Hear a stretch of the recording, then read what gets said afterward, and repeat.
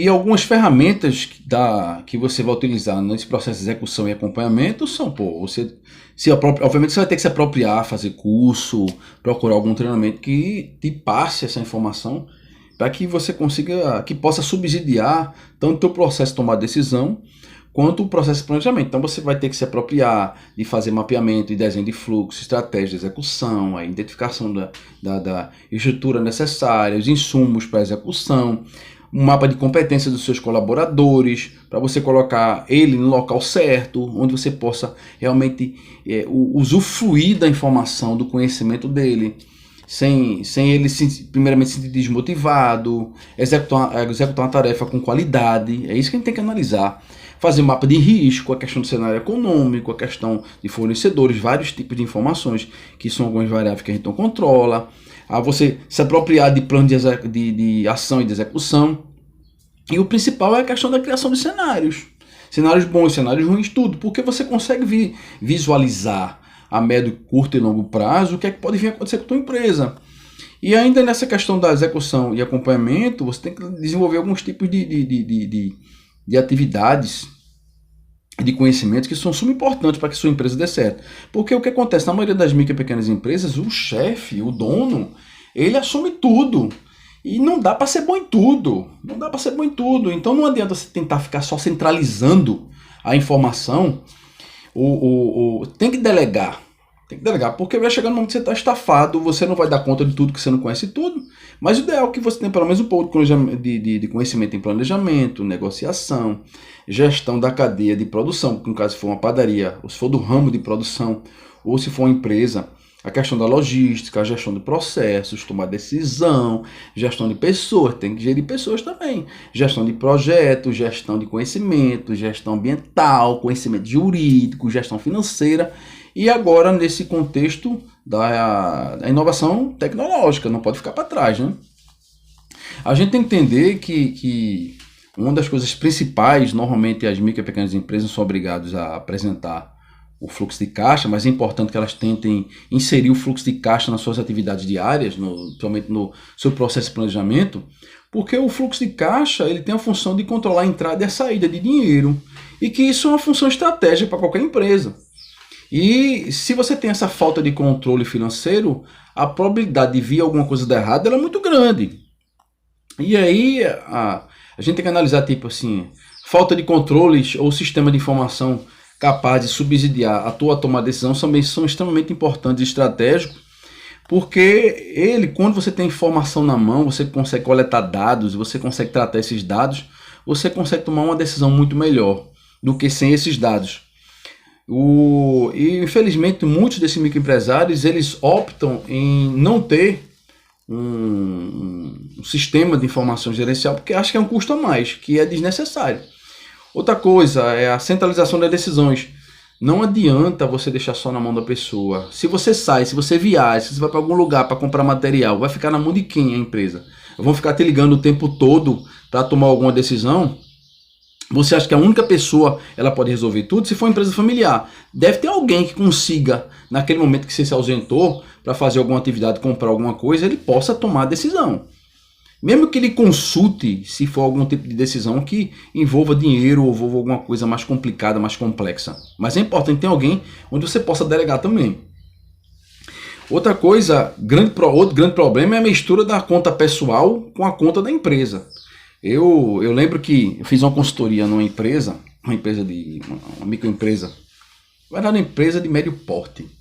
E a gente chegava lá, o proprietário disse, olha, meu prolabore, meu salário é 20 mil reais. Nessa época, em 2007. E ele não queria saber. Outra coisa, todas as contas dele de celular, fatura do cartão, conta de água de luz da casa dele, ele pagava na conta da empresa. Então ele estava sangrando a empresa. E a empresa não pode ser sangrada. Pô, eu vou comprar um carro, o carro tem que ser comprado, o carro é seu, o carro tem que ser comprado com o seu dinheiro.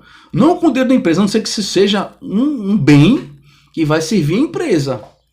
Aí você utiliza os recursos dela. A empresa não pode ser sangrada, porque várias vezes você vai encontrar uma empresa que quebrou e o dono não porque quebrou. Porque simplesmente você não soube controlar aquilo que é o principal ativo da sua empresa, que é o dinheiro. Dinheiro. Então é uma coisa de planejamento, de organização. Não dá. Não dá. Outra, aí você, um pequeno empresário, sei lá, dono de um bar, dono de uma lanchonete, você vê ali um monte de produto perto de vencer e você tá na metade, 30% do valor dele normal, você vai comprar de bolo, compra um monte. Você não vai conseguir dar conta. Você, às vezes a gente sabe que alguns tipos de consumo eles são sazonais. Não é o tempo todo. Aí você compra a quantidade de um produto que ele vale por mais um mês. Você compra em grande quantidade achando que vai dar conta, quando você chegar lá, passou um mês, estragou. E às vezes você chega para ser esperto, você bota ele e bota num tipo de recipiente diferente, só que a vigilância sanitária, se bater lá e ver que você está colocando um produto vencido, você vai ser autuado. Dependendo da situação, até fechado. Será que vale a pena isso por conta da falta de planejamento? Outro grande problema seria a falta de definição de um prolabore. O empresário ele não pode confundir as sobras do que sobrou, o sobra da empresa do mês, como o salário dele, não. O ideal é que ele planeje. Ele diz, meu salário aqui na empresa é R$3.000. Vamos supor que seja uma empresa familiar, você e sua esposa. Aqui, meu salário é 3.000, o seu salário é 2.500. Tem que ser isso aí, é o prolabore de vocês. O ideal, na verdade, é que a micro pequena empresa você se veja como empregado dela. A empresa ela te contrate, ela assine sua carteira, faça os recolhimentos de INSS, e tudo tem que ser, porque é melhor você saber que vai contar com aquele dinheiro, mesmo que você administre o fluxo de caixa, o pagamento, seu pagamento, pagamento de sua esposa, pagamento de filho, quem for, você não opte não contratar, porque o fluxo de dinheiro é pequeno e dá para você gerenciar, mas o ideal é que você tenha um valor fixo para você. Não faça com que ele vá variando. E ó, aí, esse mês não deu para faturar tudo, os R$3.000 no meu salário, 2.500 mesmo. O empresário ele sacrifica. Então, se não deu para tirar 3.500, tire 3, dê 2 à sua esposa e por aí vai. Ou ela ganha mais do que você porque ela trabalha mais, ganha 3, você ganha 2.500. É independente, mas precisa de planejamento. Lembre-se, dinheiro tem que ser planejado. Fluxo de caixa é primordial para que a empresa ela tenha sucesso. Outra coisa, reposição de estoque não pode ser feito no olhômetro. Eu lembro uma vez, eu estava fazendo uma consultoria e eu perguntei, o cara chegou lá no almoxorifado dele, tralha pra caramba, uma bagunça, cheio de ponto de estoque lá no fim, porque você não vende isso? Não, vou esperando o melhor momento para vender. E como é que tu faz sua reposição de estoque? Tu não tem nenhum sistema de controle aqui. Não, eu olho, dou uma olhada aqui, vejo, tá faltando isso, boto no papel e vou comprar. Não funciona assim. Não funciona. Pode até funcionar durante determinado período, mas vai chegar no momento que você vai dançar, como teve um caso da empresa em 2013 para 2014, que passou inclusive na televisão, que o cara em 2013 conseguiu vender direitinho, teve em 2014 aquela crise política e econômica, e ele achou que ia vender mais em 2014, comprou 30% a mais, e não vendeu 50% do que ele vendeu no ano anterior, então ele abargou um prejuízo. Outra coisa, a tomada de decisão ela não pode ser embasada em emoções. Entendeu? Eu lembro que numa consultoria que eu fiz, o cara queria mudar toda uma frota de veículo dentro da empresa, simplesmente porque ele queria. Os carros tinham em média 4, 5 anos de uso, não tinha um arranhão, o pneu ainda estava novo, uma baixa quilometragem, e eram carros zeros, e ele disse, não, eu quero comprar um carro melhor, um carro mais bonito, estou com dinheiro aqui, eu quero investir nisso. Não dá para tomar uma decisão dessa. Se você tem dinheiro, não vai inventar de mudar a frota, não. Vai simplesmente pegar esse capital e colocar lá. Porque o carro, ele é um bem que ele se deteriora, que ele se acaba, que ele perde valor a cada mês. Salvo me engano, se eu não me engano, um carro ele perde 7,5%. Ele desvaloriza 7,5% a 8% ao ano. Então, tem que pensar, o carro está dando problema, está funcionando, dá para ficar um pouquinho mais, faça uma reserva de capital. Porque vamos supor, a gente chega num momento desse de pandemia, se ele tomou uma decisão antes da pandemia e daqui a pouco a pandemia aparece, ele vai passar dificuldade. Porque ele torrou o dinheiro todinho dele, uma coisa que estava mais vinculada à vaidade, ao status do que qualquer outra coisa. Outro grande problema nas micro e pequenas empresas é a falência da hierarquia. Na ausência do dono, dependendo, né? Obviamente, se você não for aquele cara centralizador, ou também não tem regras dentro da tua empresa. Mas vamos lá, falência da hierarquia. O dono não está. Na ausência do dono, vai responder a esposa dele. A esposa também não está. Então, na ausência da esposa, vai responder o irmão dela. Eita, mas o irmão dela não tá, então na ausência vai responder o primo, na ausência do primo vai responder a namorada do primo e assim sucessivamente. Eu lembro, outra vez eu fui fazer uma palestra numa ótica e sobre vendas. E uma coisa que eu achei estranho lá, como era o tratamento do dono com a esposa. Era bem complicado pra caramba. E a gente conseguia enxergar um certo desrespeito mútuo. E ele baixava muito a cabeça para ela, porque no final a gente via que quem mandava era a esposa ali dentro. Só que ele, como o proprietário, o majoritário, ele dava uma ordem, ela vinha por trás e acabava com a ordem dele. Ele estabelecia uma meta onde as pessoas iam receber uma certa comissão e ela mudava essa meta depois que as pessoas tinham atingido a meta. Então, era uma questão de desrespeito pelos colaboradores. E a gente se perguntava por que tinha tanta rotatividade. Porque as pessoas estavam insatisfeitas com aquele ambiente de trabalho. Somente por conta disso que não havia um desrespeito. Então, não dá para a gente viver nessa falência de hierarquia. Se alguém deu a ordem, se for o dono, o proprietário, ela tem que ser seguida à risca. E aí a gente sabe que se é uma decisão tomada errada, vai haver consequências. Mas se você pega e tem duas pessoas brigando pelo poder, pela hierarquia, sejam eles marido e esposa, esposo e esposa, eles têm que chegar num consenso. Porque senão os colaboradores não vão saber a quem vão se reportar. Faça isso, não, mas dona fulano disse que eu não faça. Faça isso, mas seu fulano disse que eu não faça. Então tem que andar juntos, pensar na tomada de decisão num caminho só, numa linha só, norteadas para um caminho só, num objetivo comum, que infelizmente às vezes não acontece. Outro grande problema das micro e pequenas empresas familiares é o assalto ao caixa da empresa, através dos vales. O parente está trabalhando lá e precisou de dinheiro. Aí, faz um vale para mim que no final do mês, quando eu for receber o salário, eu pago. Isso faz o quê? Descobre e vai fragilizar o fluxo de caixa da empresa. Aí chega no final do mês, o cara tirou 4 vales. Aí vamos supor que ele receba lá R$1.500, pegou R$1.000 de vale. Aí ele vai receber 500. Aí ele vai reclamar, não, mas não pode, como é que pode um negócio desse? Fica infeliz, insatisfeito, mas foi ele mesmo. Foi ele mesmo que procurou essa situação. E a empresa não deve trabalhar com vale, não. É muito complicado para você, inclusive, controlar depois. E se o funcionário debandou, eu não quero mais trabalhar nessa empresa, quero ir embora. E aí, como é que fica? Ele foi embora e como é que vai ficar? Como é que ele vai pagar o que ele está devendo? Pensar várias coisas, tem várias situações complicadas. A gente sabe que existem algumas microempresas que também optam por contratar as pessoas sem carteira assinada. Muitas pessoas também se submetem a esse tipo de trabalho pelo fato de não ter grandes oportunidades e por aí segue. Outro grande problema é a falta de regras normativas, né? Ou seja, a falta de estabelecimento de rotinas, como a definição do uso de fardamento, o horário certo do almoço, que sai um, sai outro, sai todo mundo, deixa a loja lá sem uma pessoa para tomar conta de determinada área, hora de chegada, hora da saída, a postura com o cliente, como é que vai ser a questão da abordagem, o tratamento, isso precisa tudo de organização, de treinamento. Tem que ter um padrão específico, não é para ser atendido de qualquer jeito. Você chega lá, tem um vendedor que atende bem pra caramba, que tem uma meta que ele consegue atingir, e tem outro que não. E você não pergunta por que esse cara não consegue atingir, porque ele não sabe abordar.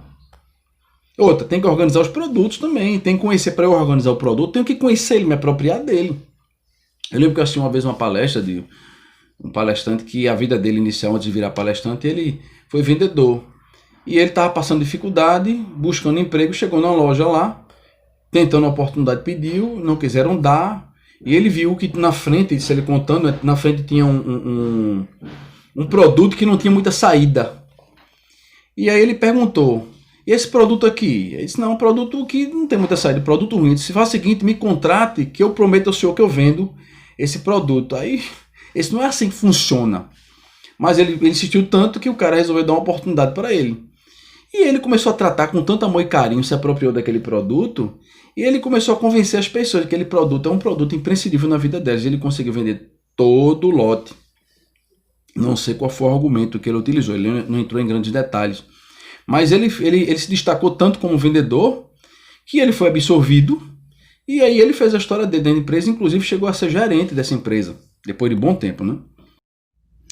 E para concluir, a gente tem que levar em conta também nessas micro e pequenas empresas familiares a falta de processos padronizados, ou seja, não existe uma definição de rotina, de atribuição padronizada, cada um faz o que quer, como quer, a hora que quer, e aí fica uma bagunça.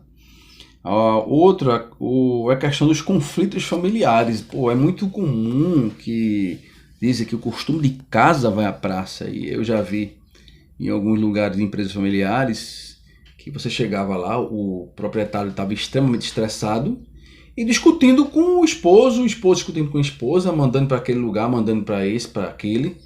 E uma falta de respeito e de compostura para com os clientes que não queriam passar por uma situação daquela, vendo aquela visão do inferno, aquela situação. E aí é muito comum você ver, muito comum não, tem algumas pessoas que são educadas, outras não têm o fim do trato. Mas você consegue ver em algumas empresas, muito no momento de estresse, com várias contas para pagar, porque é um desafio muito grande você ser empresário no Brasil, seja micro empresário, empresas de pequeno porte, empresas de grande porte, ou o MEI, que é o microempreendedor individual. A gente sabe que é difícil você sobreviver num país quando a taxação é altíssima. E é muito. Você vai chegar e vai se deparar com uma situação de xingamento, às vezes tapas. Eu lembro que na consultoria foi a situação mais deplorável que eu vi em toda a minha vida. Agora é muito complicado porque a esposa, ela tinha você sentia uma certa revolta dela para com o marido, que o marido dele ele tinha arrumado um amante e tinha engravidado ela. E a gente fazendo a consultoria, ela deixava bem claro isso pra gente. E aí eu disse, caramba, é tão chato ela querer expor a situação dela pra gente, pra colocar ele numa situação meio complicada também, né, pra ele. E ele tava numa situação complicada porque ele tava sendo que tava tendo um furo no estoque dele. E ele contratou um cara para gerenciar o estoque e o furo continuou. E o cara disse, olha, senhor, eu queria pedir demissão da empresa porque, olha, eu estou fazendo os controles, mas continua sumindo o material. E daqui a pouco você vai pensar que eu que estou roubando a empresa. Aí ele começou a pensar, caramba, como é que isso está sumindo? E ele pegava a chave, e ele ficava na chave na mão dele e guardava a chave no gabinete dele, o dono. E quando foi determinado dia, ele resolveu botar a câmera sem ninguém saber, inclusive a esposa. Aí ele descobriu que a esposa estava chegando lá, no final do expediente ela fechava a empresa, ela era gerente da parte financeira. Ela à noite, quando todo mundo ia embora, simplesmente chegava lá, pegava a chave, abria o almoxarifado, tirava alguns suprimentos e mandava para os filhos numa filial em outro estado. E ela dividia o lucro desses suprimentos que eram vendidos lá com os filhos, como uma vingança pelo que o marido fez com ela. E a ideia dela inicialmente ali era a destruir a empresa dele, porque ela já tinha se organizado com os filhos lá no outro estado. E quando foi determinado, a gente estava em reunião, o contador ligou reclamando porque não tinham sido feitos os pagamentos dos impostos. E há mais de 3 meses. E ele chegou lá, o dono chegou revoltado. Fulana, cadê os impostos? Não foram pagos? Você encaminhou? Encaminhei. Aí teve uma hora que ele se arretou, tirou ela da cadeira, puxou as gavetas, saiu derrubando tudo e viu que todos os impostos estavam lá sem ter sido pago. Rapaz, foi a cena mais deplorável na minha vida. Ele se atracou com ela, ele bateu nela, deu nela, puxou ela, chutou ela. A coisa mais deprimente do mundo. Eu olhando assim, de cara, não vou ficar numa empresa dessa fazendo consultoria, porque não dá.